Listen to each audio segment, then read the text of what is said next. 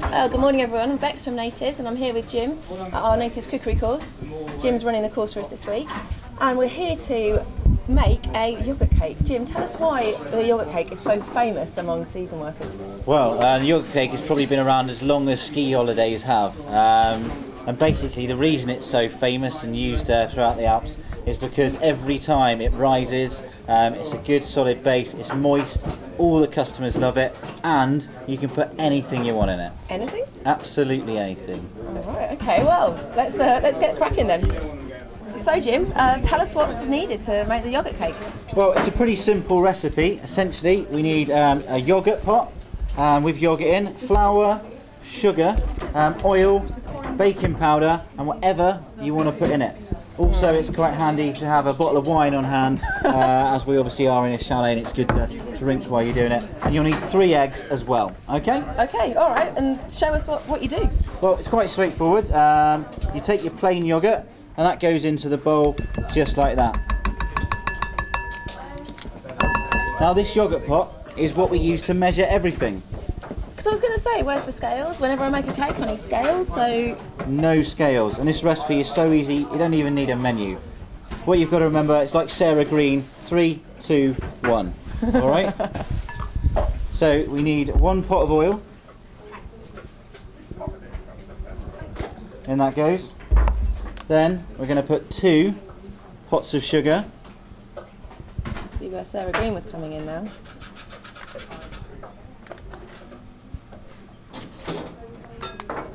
And finally, 3 clever. pots of flour.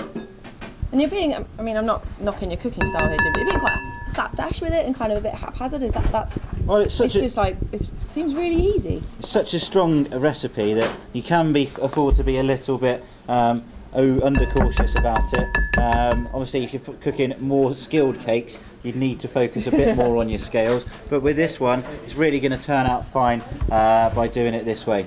Because that's the thing. I mean, here we are in the UK, just things that the cakes, a normal cake would rise. Why are we going to this effort at altitude to make such a different recipe? Well, obviously at altitude we have less air and less oxygen, and what we need is oxygen to help the cake rise normally, but with this cake we don't need quite so much, so therefore the bubbles aren't going to be there to make it rise, and it should be fine at high altitudes. I've worked at 2,000 metres, so does the cake mix.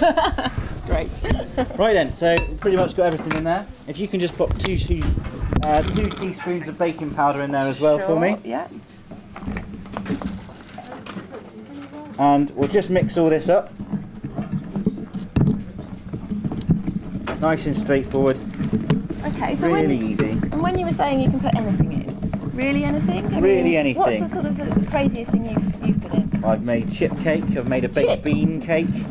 Right. But normally you can just put some pineapple, some coconut in there. What else could you put in there? You could easily just put some chocolate powder and make a simple chocolate cake, or chocolate drops. You can go a bit fruity if you like. Some kiwi and banana, or strawberries, blueberries, all sorts of things. Or you can just turn it into like a simple cake, such as carrot cake, or other cakes that are available. There's Coffee loads. cake maybe? Coffee cake, yeah, a classic. So you really can just use this every day for your afternoon tea. When the guests come in off the slopes, you've got yoghurt cake every day with a different variety. Exactly, and if you want to be, you can fool them. You don't have to tell them it's yoghurt cake. You can just tell them it's your mum's home sponge cake recipe passed down through the years. Right, so this is all mixed up nice and simply. No lumps at all in there. What you do is you take a lined baking tray, or a bottomless one that I've got here. Okay. I've already greased and slightly floured it. And you preheated the oven, have you? The oven's preheated. I put that on 160 because this is such a stodgy cake. It'll probably take a little bit longer than your normal cake. Right. We're going to look around about 35 minutes, but it's still going to be really moist inside. Okay. Like I said, we can put anything in it. So to prove a point, we're going to make a sausage roll cake. Just going to put the sausage rolls in the cake, nice and simply, just like that. Let's show the camera. And all you have to do is we just pour in the recipe, the cake mix. So it's going to be a bit of sweet and savoury, I suppose, isn't it? A bit of sweet and savoury, definitely.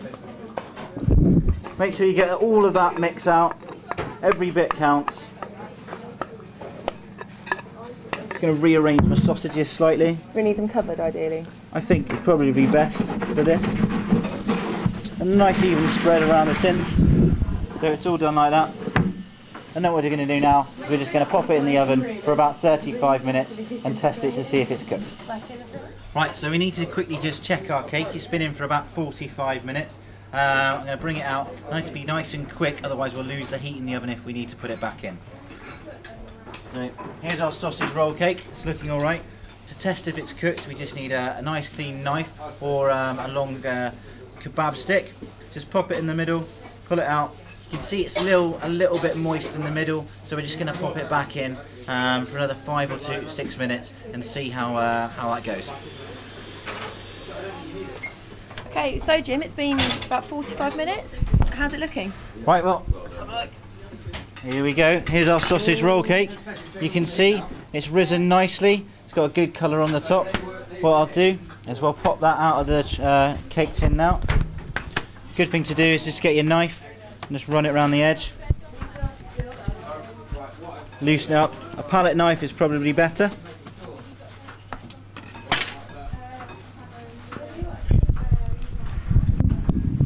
There we go. Look at that. Perfect. Alright. Can't even see the sausage rolls. You can't even see the sausage rolls. So that's our cake that we've made. Obviously it needs to cool before you serve it, and if you're going to ice it with your tomato ketchup icing, then it needs to cool, otherwise it'll run off. But here's a few that we made earlier.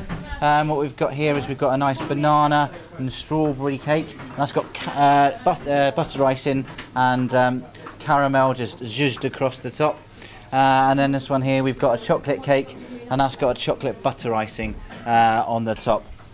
Now I think the best thing to do, there's only one true way, and that's in the tasting. So let's have a slice of this cake here. And we've got Kat with us off the Nature's Cookery course.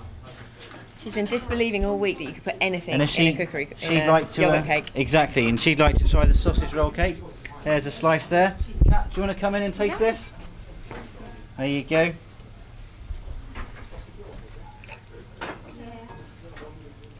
It's a bit hot, so make sure you blow on it. There you go. And that's how you make yogurt cake.